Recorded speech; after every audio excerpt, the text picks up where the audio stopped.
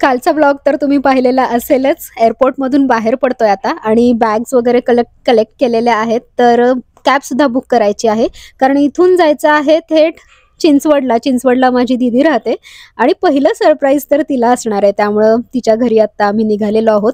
पहाटेची वेळ आहे, पहाटेचे 3 वाजता इथं फ्लाईट पोहोचली आणि त्यानंतर हे सगळं बॅग्स वगैरे घेऊन यायला तासभर तरी गेलेला आहे।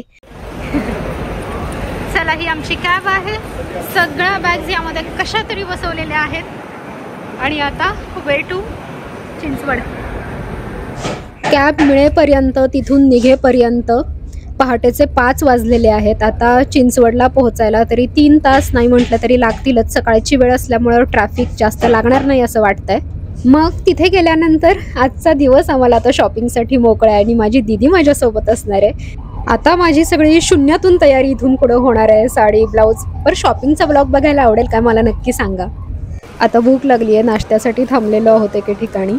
पोहे, चहा, बिलवाला डोसा पाहिजे होता। भारतात आलो ना की हे एक खूप मोठं सुख आहे असं मला वाटतं। आपले खूप चांगले ऑथेंटिक पदार्थ इथं मिळतात। आमच्या बिलवाला सुद्धा खूप आवडतात, त्यामुळं बिलवा म्हणाला मला डोसा खायचा आहे। आता इथं डोसा वगैरे खाणार। जास्त स्पायसी पदार्थ आम्ही एकाएकी आल्या आल्या खात नाही, वडापाव वगैरे, कारण अजून थोडंसं रुळायला 2-3 दिवस जातात। त्यामुळं हळूहळू सुरुवात करायला लागते छान छान पदार्थ खाण्यापिण्याची। इथे सुद्धा जास्त टाइमपास करावा असा वाटत नाहीये, त्यामुळे लगेच निघूयात। कधी एकदा आता दीदीचं घर येतंय असं मला झालंय, कारण कुणालाच कल्पना नाहीये। शून्य शक्यता होती आमची इथे येण्याची, त्यामुळे आम्ही सगळ्यांनी आशा सोडून दिल्या होत्या। मी मनाची तयारी केलेली होती की आपल्याला काही जायला मिळणार नाही। घरच्यांनी सुद्धा सगळ्यांनी शेवटी नाईलाजानं मनाची तयारी केली की आता गौरीशिवाय आपल्याला लग्न पार पाडायचं आहे।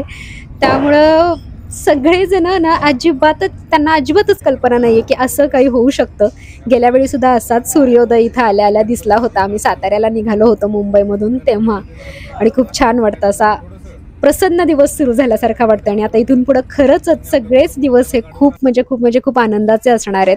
आता आम्ही दीदीच्या एरियात आलेलो आहोत चिंचवडमध्ये।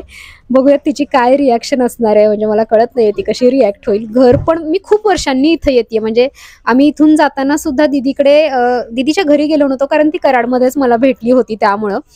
त्यामुळे मला इथल्या बिल्डिंग्स आणि हे सगळं जरा नवीन वाटतंय, किंवा नवीन गोष्टी, दुकानं झाल्यासारखे वाटतात। बिल्डिंग्स खूप जुन्या झाल्यासारख्या वाटतात, कारण ऑफकोर्स बऱ्याच दिवसांनी बघतीये म्हणून। आणि आता सगळ्या बॅग्स आम्हाला वर घेऊन जायच्या आहेत, एवढ्या लिफ्टमध्ये त्या भरायच्या आहेत आणि मग वर जायचंय। बघूयात आता तिची रिॲक्शन। हात लाव त्याच्यावर।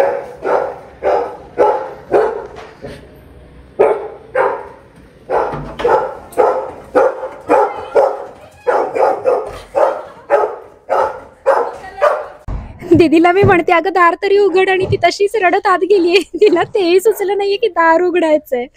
आणि आतून आता साची बाहेर येणार आहे, मला माहितीये ती आज जाऊन साचीला सांगणार आहे। आणि साचीची रिॲक्शन बघूया। हा सिम्बा तर एवढा भुंकतोय की बासच।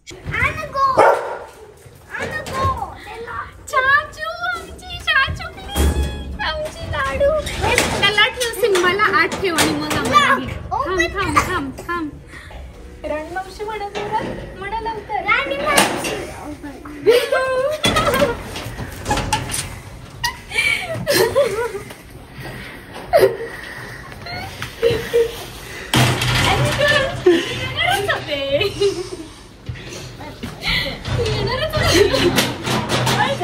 चला चला चला बॅग्स खूप आहेत। चप्पल नका काढू। नाही काढत।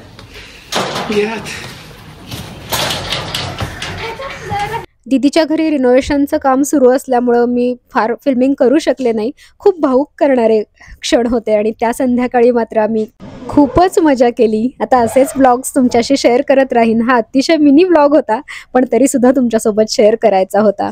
Bye bye.